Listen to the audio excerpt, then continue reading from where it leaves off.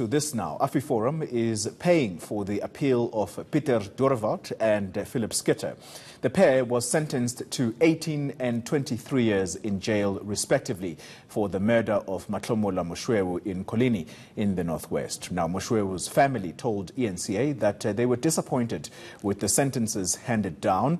For more on the so-called sunflower murder case, we're joined now by our reporter Malungelo Boy, who is in Kolini. Malu, good morning to you. Talk to us about the reaction. Of course, yesterday must have been or should have been the culmination of this case.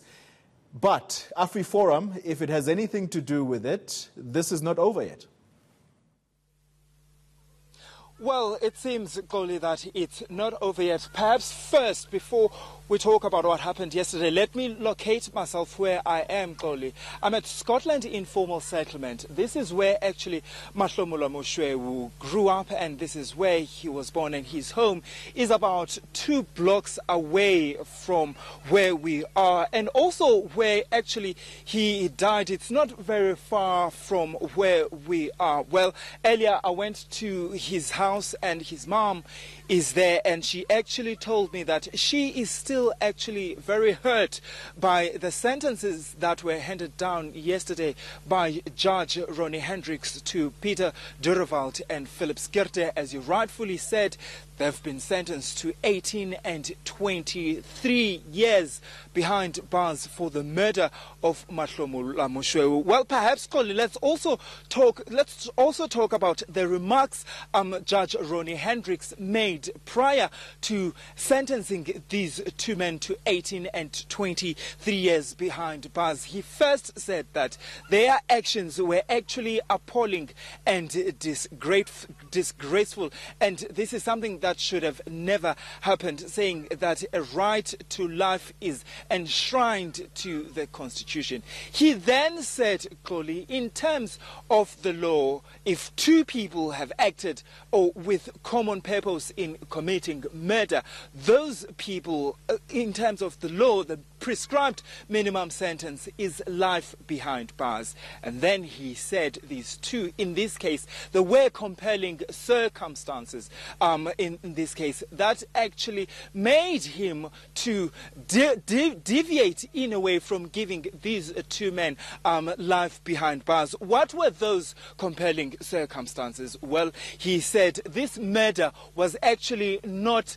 premeditated. It was a spur of the moment. It was not planned, but said that these 2 men should have known that their actions would have led to the death of Mahlomola Moshoeu. Then he spoke about dolus eventualis, that these 2 men should have known that them throwing Mahlomola Moshoeu out of the moving vehicle could have led to his death. But the important thing, Koli, that the judge said was that this was actually not premeditated, effectively sending them to jail to 18 and 23 years. Yes, there's a lot of anger amongst some members of the community. Remember, some people were hoping that these 2 men, Koli, would be sent to jail for life. They'll be completely removed from society. In fact, the mother of this boy and the father of this boy, that's Mahlomola Moshoeu, saying that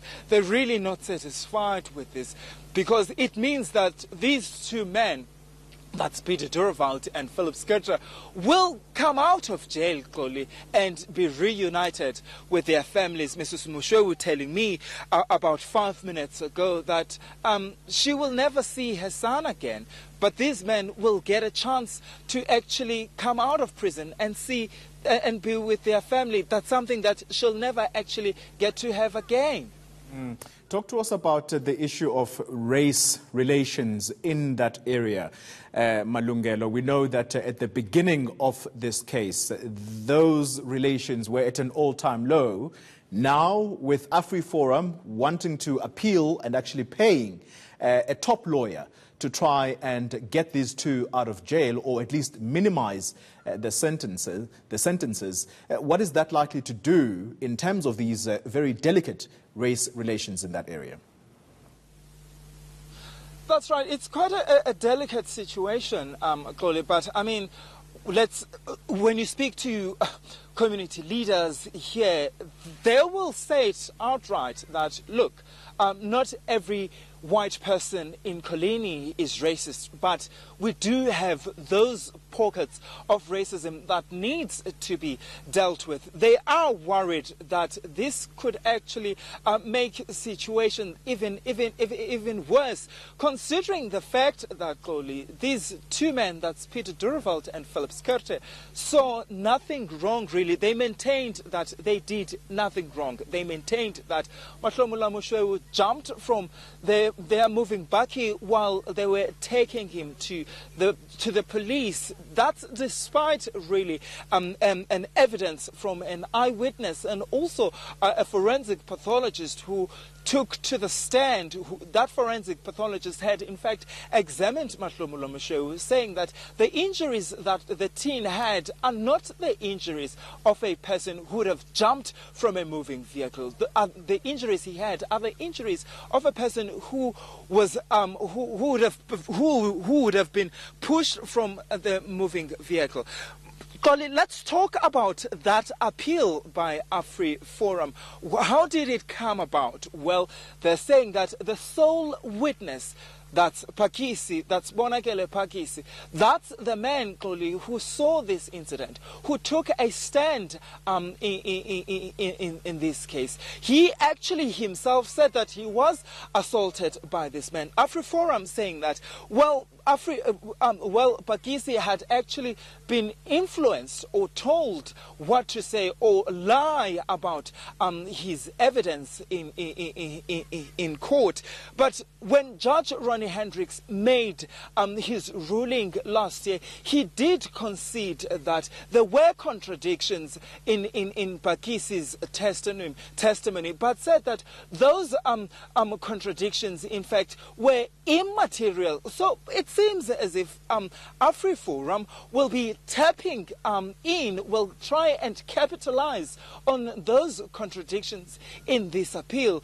Whether they succeed or not, really only time will tell. We'll have to wait and see. Well, they have 14 days, to file that appeal. Afriforum roping in Advocate Bereru. He will be assisted by Advocate Harry Nell, who is in charge really of the private prosecutions unit within the Afriforum to make sure that that appeal, well, residents here saying that they hope that the law will take its course. They hope that that appeal will ultimately not succeed, so that those two men remain behind bars. Malungelo Boy, live for us in Colini. Thank you very much for that comprehensive summary of what has taken place there. That's the day after the sentencing of Pieter Doorewaard and Phillip Schutte to 18 and 23 years in jail, respectively.